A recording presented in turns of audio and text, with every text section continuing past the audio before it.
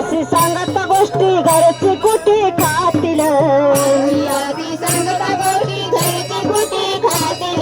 हरिले हरिले हरिले माझे चितन बारवीत विसरले हरिले हरिले हरिले माझे चितन बारवीत विसरले हरिले हरिले हरिले माझे चितन बारवीत विसरले